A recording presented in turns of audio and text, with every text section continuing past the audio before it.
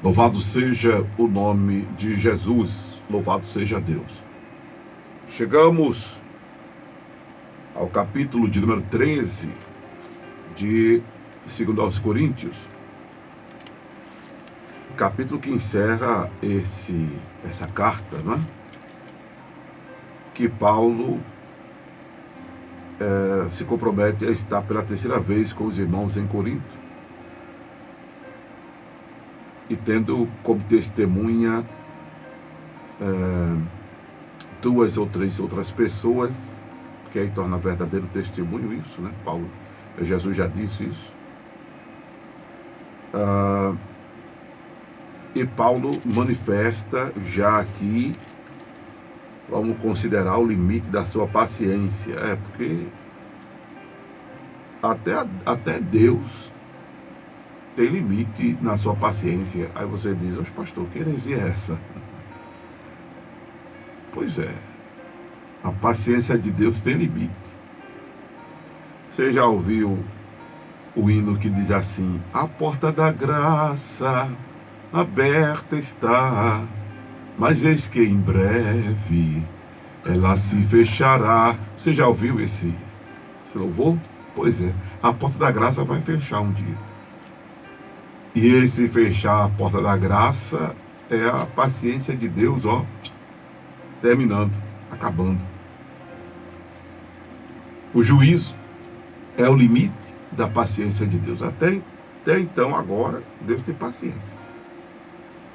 Enquanto você está vivo, a paciência de Deus por você é grande. Enquanto estamos vivos, a paciência de Deus por nós é imensa. Sua misericórdia se renova a cada manhã. Misericórdia tem a ver com tolerância, não é? Então Deus vai nos perdoando, nos perdoando, nos perdoando.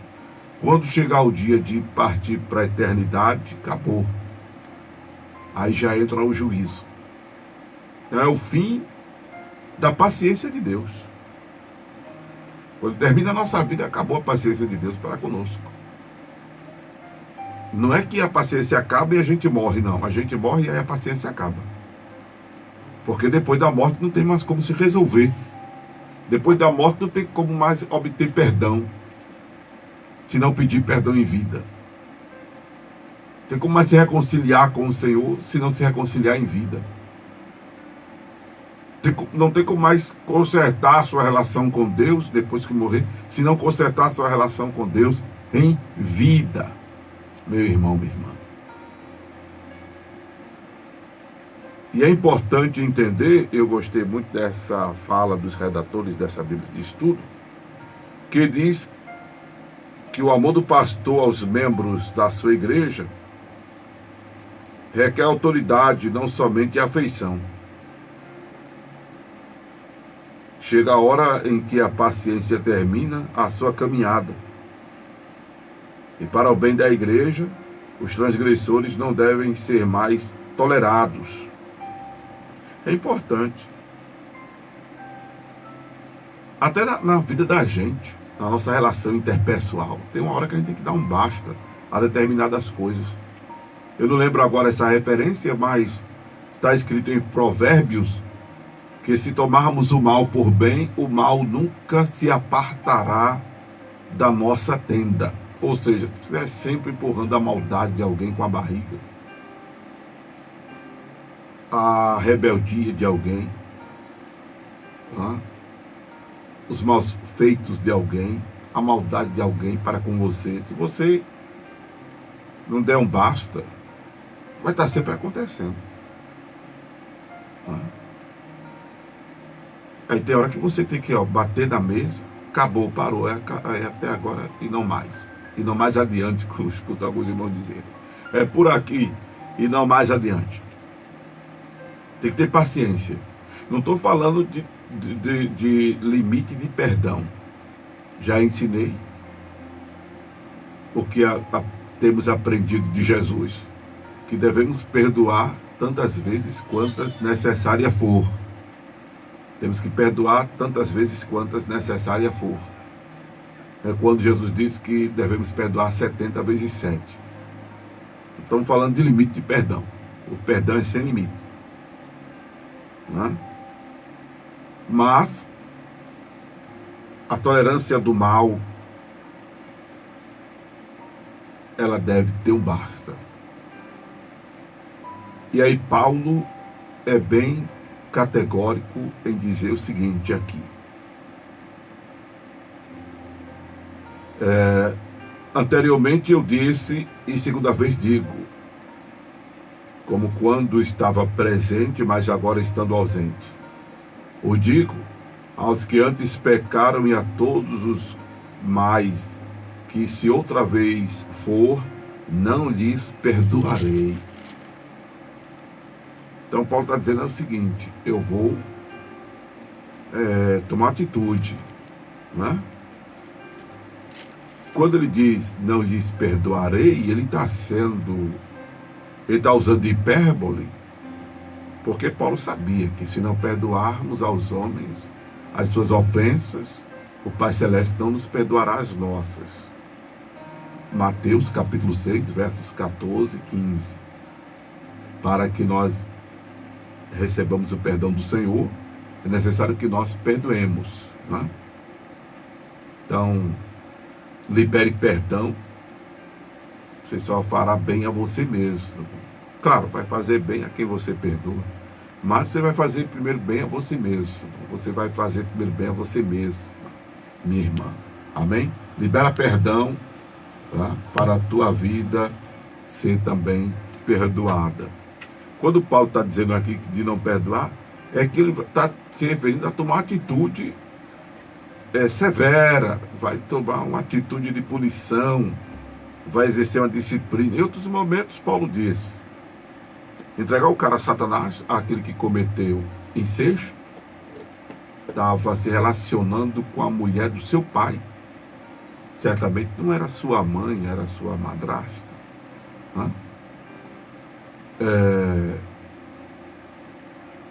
Em outro momento, Paulo fala de uma outra situação pecaminosa entre os irmãos. E parece que a turma não criou juízo, não criou vergonha na cara. Não teve jeito. Aí Paulo, assim não pode. Em outro momento, Paulo fala de entregar alguém a Satanás.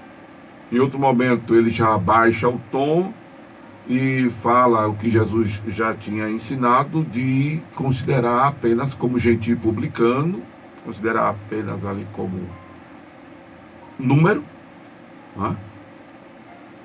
Ser simplesmente mais um número. E aqui a gente não vê a punição que Paulo exerceria, mas ele começa a ensinar algo bem forte, que ele alega que esta pessoa, mas aí já é a continuidade do raciocínio do considerar como gentio publicano, não é?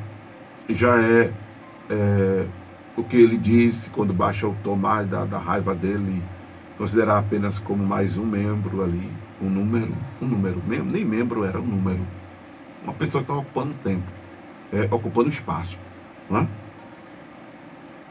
Mas agora ele usa de palavra para dizer o seguinte, que essa pessoa possivelmente não era convertida, que é o considerar como gentio publicano no ensinamento de Jesus.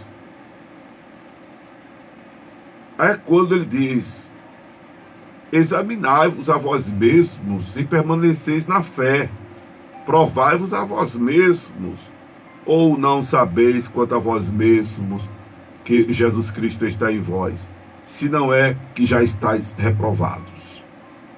Isso é forte. Isso é forte. Paulo, sem dúvida, aplicou aqui em Coríntios o ensinamento que logo mais a gente vai acompanhar. Aliás, né, nós já vimos em Romanos, é porque quando eu vim aqui para a Rádio Tamandaré, eu ainda estava em 1 de Coríntios, né? Mas eu já tenho abordagem aí de Romanos, está no canal do YouTube Acorda a Bênção, abordagem de Romanos, capítulo de número 5 e 6. Quem quiser depois assistir, vai lá e assiste. Tá aí, ó. Romanos capítulo 5. Paulo diz, no versículo de número... para entender o raciocínio, versículo 16 do capítulo 5 de Romanos. Porque, como pela desobediência de um só homem, muitos foram feitos pecadores, assim, pela obediência de um, muitos serão feitos justos. Veio, porém, a lei, para que a ofensa abundasse. Mas onde o pecado abundou, superabundou a graça. Para que, assim como o pecado reinou na morte, também a graça reinasse pela justiça, para a vida eterna, por Jesus Cristo nosso Senhor. Capítulo 6 de Romanos. Que diremos, pois? Permaneceremos no pecado, para que a graça seja mais abundante? De modo nenhum. Nós que estamos mortos para o pecado, como viveremos para ele? Nós que estamos mortos para o pecado, como viveremos para ele? Paulo diz. Então, observe, ele continua falando, Paulo continua falando, dizendo, não sabeis que todos quantos fomos batizados em Jesus Cristo, fomos batizados em sua morte? Então, voltando aqui, o que Paulo está dizendo, e você pode correlacionar 1 de Coríntios, capítulo 13, 2 de Coríntios, capítulo 13, verso 5, o examinai-vos a vós mesmos, se permaneceis na fé, tal. Pode correlacionar com Romanos 6, principalmente. Se morremos para o pecado, como viveremos para ele?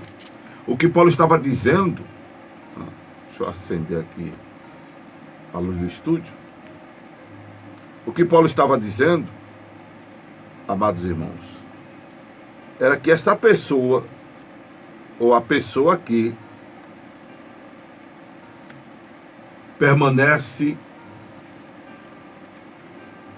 naquela prática pecaminosa, que o pastor já falou com ela, a igreja já falou com ela, o irmão já falou com ela, já levou a igreja, aquela coisa toda, e a pessoa ainda não mudou, não se converteu, não tomou atitude de mudança. Paulo está dizendo que essa pessoa, ela não morreu para o pecado, ela vive para o pecado.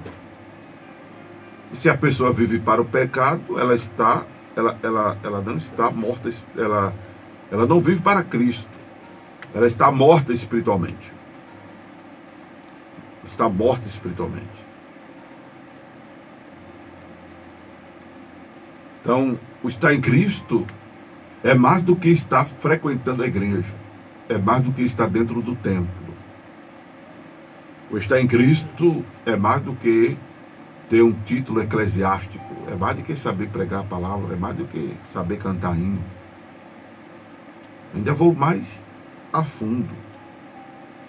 Pela descrição de Jesus, é mais do que profetizar, expulsar demônio, fazer maravilhas em o seu nome. Porque no capítulo 7 de Mateus, Jesus disse que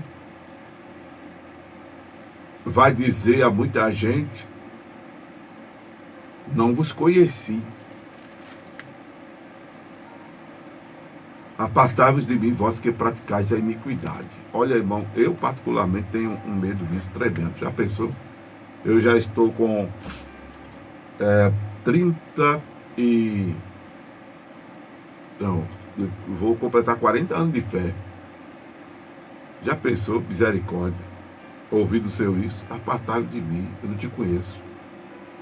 Ah, rapaz, eu lembro de tudo lá da Rádio Tamandaré, eu lembro de tudo da Evangélica, eu lembro de tudo da Continental, da Guarani, eu lembro de tudo isso comigo, que eu já passei por essas rádios todas. Eu lembro de tudo, o canal 14, quando fizesse a quarta bênção na TV. Rapaz, eu lembro de tudo, o templo do corpo de Cristo. Rapaz, mas eu não te conheço, não. Eu só tenho a lembrança vaga assim, tu não te conheço, não. Se aparta de mim. Misericórdia, sangue de Cristo tem poder. Sangue de Cristo tem poder. Então, de onde é que Jesus te conhece? De onde é que Jesus te conhece? Louvado seja Deus. Não estamos aqui gerando detrimento aos dons, ao contrário. Não devemos perder o fascínio pelos dons, porque tem pessoas que querem questionar a manifestação do dom. Você não deve questionar a manifestação do dom. A Bíblia manda que nós julguemos os profetas, né? Então, julgar no sentido de... Será que isso aí... Na verdade, é julgar a profecia, né? Deixa eu até ver isso aqui. Conferir com você direitinho. Mas... é porque quem somos nós para julgar os outros, né? Quem somos nós para julgar os outros? O Senhor não nos colocou como juiz de ninguém, né? A palavra manda, se eu não me engano, para julgar as profecias, né? Me ajuda aí, você que está comigo no Instagram, porque eu estou sem acesso ao WhatsApp. A palavra manda que nós julguemos as profecias, né? Se eu não achar esse versículo agora, eu procuro e mostro a vocês depois. Então, não devemos julgar ninguém. O fato é esse, isso é um princípio. Então, não é para julgar o profeta, é para julgar a profecia, né? Partindo do princípio que não é para julgar ninguém. Mas é importante que nós, voltando aqui ao não gerar detrimento aos dons, não percamos o fascínio, não deixamos de crer na profecia, no poder de Deus para expulsar demônio. Não devemos perder o fascínio por maravilhas, por curas. Porém, devemos coadunar essa manifestação do poder de Deus a uma vida de temor, a uma vida de santificação, irmãos. E eu falo isso com vocês tomando para mim, não é? Porque essa palavra ela tem duas lâminas. Ela é afiada, espada de 2 gumes, né? Pronto. E ela é para quem fala e para quem ouve, para quem ouve e para quem fala. E é importante que nós cuidemos de estar em Cristo. O que eu estou dizendo, à luz de 2 Coríntios 13, é que estar em Cristo não significa necessariamente essas coisas, até pelos ensinamentos de Jesus aqui, em Mateus capítulo 7. É necessário que examinemos a nós mesmos, se estamos em Cristo, pela nossa relação de temor com Deus. Louvado seja o nome de Jesus. Pela nossa relação de repugnância ao pecado, praticado por nós, não é pelos outros, é por nós. A gente às vezes se preocupa com a vida de fulano, de beltrano, de ciclano, e esquece da gente. Cuide da sua vida, irmão. Cuide de salvar a sua alminha. Se fulano, beltrano está andando errado, troncho, pintando 7, 8, tu não tem nada a ver com isso para começar. Cuida de salvar a tua alminha. Cuida de fazer um autoexame de ti e não dos outros. Cuida de provar a ti mesmo, se tu estás em Cristo, e não provar os outros. Tem nada que está fazendo prova dos outros, teste dos outros. Não. Entenda que cada um de nós daremos conta de nós mesmos a Deus. Louvado seja o nome de Jesus. Romanos capítulo 14, verso 12. De maneiras que cada um de nós dará conta de si mesmo a Deus. Cuida de salvar a tua alminha. Cuida de ver como é que tu estás com Cristo. Se tu permanece na fé. Aleluia. Porque esses cabras para quem Paulo está escrevendo aqui em Coríntios, Paulo está dizendo, eu não vou alisar. Eu vou dizer logo, tu não é convertido, tu não estás em Cristo. Se não está em Cristo, já está reprovado. Se não está em Cristo, está reprovado. Se está em Cristo, está aprovado. Se não está em Cristo, não está aprovado. Porque está em Cristo é estar dentro da arca. Aleluia. E quem estiver dentro da arca, quando o dilúvio vir, não leva. Se referindo ao que aconteceu. Né? Se estiver na terra de Gósen, a maldição não alcança. Se estiver no esconderijo do Altíssimo, a sombra do Onipotente, 1000 caem ao seu lado, 10.000 caem à sua direita e você não é atingido. Se estiver em Cristo, nova criatura é, as coisas velhas passaram e tudo se faz novo. Se está em Cristo, está livre de condenação. Aleluia. Se está em Cristo, é mais que número. É membro do corpo. Tem que analisar isso. Isso tem que ser uma reflexão constante em nós. Um autoexame constante. Estava perto de uma pessoa ontem. E a pessoa chegou para mim e disse: Amaro, eu estou desviado do evangelho. Aí eu disse: como é a história, rapaz? É porque eu estou sem ir para a igreja. Aí eu disse: não, mas tu não estás indo para o templo, para uma igreja, é uma coisa. Se tu estás afastado do evangelho, é outra. Porque quando eu escuto alguém dizer que está afastado do evangelho, essa pessoa está... E não só sou eu não, viu? Preste atenção. O diabo pega isso e diz: gosta assim, desviadinho. Inimigo. Ele quer uma brecha para entrar. Porque essa expressão, estou afastado do evangelho, se você não está podendo ir ao templo, se você não está indo ao templo, é uma coisa. Estar afastado do evangelho é outra. Porque o evangelho é a doutrina, é o ensinamento de Jesus. Se você está fora do evangelho, da doutrina de Jesus, você está dizendo que apostatou da fé. Você está dizendo que está desviado. Você está dizendo que está fora da comunhão. Você pode até não estar dizendo com essas palavras, mas significa isso. É importante que você entenda o que você fala. É importante que você saiba, irmão, que amém significa assim seja. É importante que você saiba que aleluia significa louve a Deus. Quando eu escuto alguém dizer aleluia, eu devo dizer uma palavra de elogio a Jesus. Tem que entender o que fala e o que escuta. Quando você diz, eu estou afastado do evangelho, você está dizendo que não é mais crente. Aí quando eu expliquei a pessoa disse, não. Aí eu digo, então, vamos fechar essa brecha aí que Satanás viu e diga assim comigo: Senhor Jesus, eu creio que tu és o Filho de Deus e tu és o meu Salvador. Pronto, amém. Repetiu, amém. Pronto, acabou. Fechou a brecha que abriu para Satanás. Importante, irmão, ter cuidado com o que fala. Porque nós devemos crer com o coração e falar com a nossa boca. Diz a palavra assim: crede com o teu coração e confessar com a tua boca, serás salvo.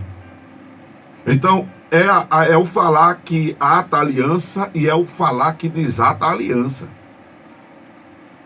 Cuidado com o que estiver falando.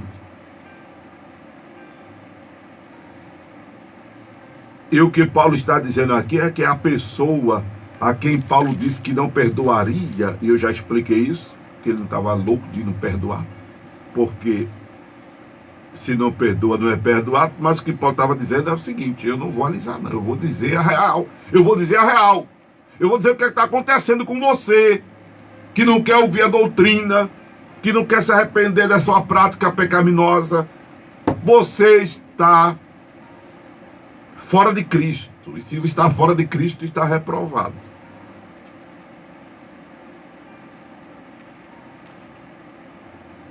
É o que Paulo está dizendo aqui. E tem coisa pior do que essa, irmão. Ser reprovado por Jesus. Tem coisa pior do que essa: o apartai-vos de mim, eu não vos conheço. Não tem coisa pior do que essa, não. Olha, meu irmão, minha irmã, sei que está difícil a sua vida, a vida de ninguém está fácil. Ainda ontem uma pessoa me pediu R$20, depois outra me pediu 30. O pessoal pensa que eu tenho dinheiro. Aí teve outra pessoa que me contou uma história que está assim, assado e tal. Minha bênção, eu estou sem poder ajudar. Porque eu sempre que eu posso, eu ajudo. Eu estou sem poder ajudar. Está difícil para todo mundo. Está difícil para todo mundo. Sei que pode estar difícil para você. O financeiro, o familiar, o sentimental, o conjugal, o empresarial. Está difícil para todo mundo. Mas procure resignificar a sua fé nessa situação. Procure ressignificar a sua fé nessa situação. Procure resencilhar-se espiritualmente nesta sua situação. Procure resiliência nesta sua situação. Mas não abra mão de Jesus por nada nem por ninguém. Não abra mão de Jesus por nada nem por ninguém. Porque vai ser péssimo ouvir. Está achando ruim? Será péssimo você ouvir o apartai-vos de mim.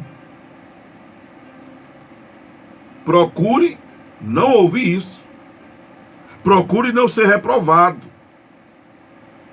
Porque isso significa inferno. Isso significa lugar de tormento. Isso significa choro, pranto e ranger de dente, onde o fogo não apaga, onde o bicho não morre. Procure largar este pecado. Procure abdicar desse comportamento pecaminoso. Procure se consertar diante de Deus. Aleluia. Pastor, que palavra forte é essa? Diz feriado. Era para ver um negocinho mais light. Eu gostaria muito também. Aleluia. Mas esta é a porção que estamos recebendo de Deus para esta hora. Esta é a porção que estamos recebendo de Deus para este momento. Esta é a porção de Deus que estamos recebendo para nossas vidas. Porque não podemos deixar para amanhã, muito menos o que devemos fazer hoje de bom e de certo, como não devemos deixar para resolver a nossa relação com Deus depois. Tem outra ministração aqui na plataforma que o tema é conversão. É uma necessidade real e urgente, mas se consertar com Deus, você que já é convertido, também é uma realidade, é uma necessidade real e urgente, porque Jesus está voltando e a gente não sabe a hora que vamos partir. E para partir para a eternidade não precisa estar doente, basta estar vivo. Uma vez perguntaram a um cidadão de não sei quantos anos de idade qual o segredo de tanta gente de viver esse tempo todo. Ele disse: não morrer. Eu achei muito engraçado a resposta. Aleluia. Qual o segredo de viver tanto? Não morrer. Mas a minha avó, que glória a Deus, tem 102 anos, ela diz que para morrer basta estar vivo. E a gente não sabe o dia que isso vai acabar. Por isso que é importante que cuidemos de examinarmos se estamos em Cristo, para que já não estejamos sendo reprovados em vida. Louvado seja Deus. Esta palavra é forte, mas é a palavra que sara, é a palavra que, meu Deus, nos abençoa. A palavra que você ouviu ao seu ouvido foi a voz de Amaro Corrêa. Mas se essa palavra impactou você, mexeu com você como está mexendo comigo, aí foi a voz de Deus, a voz do divino.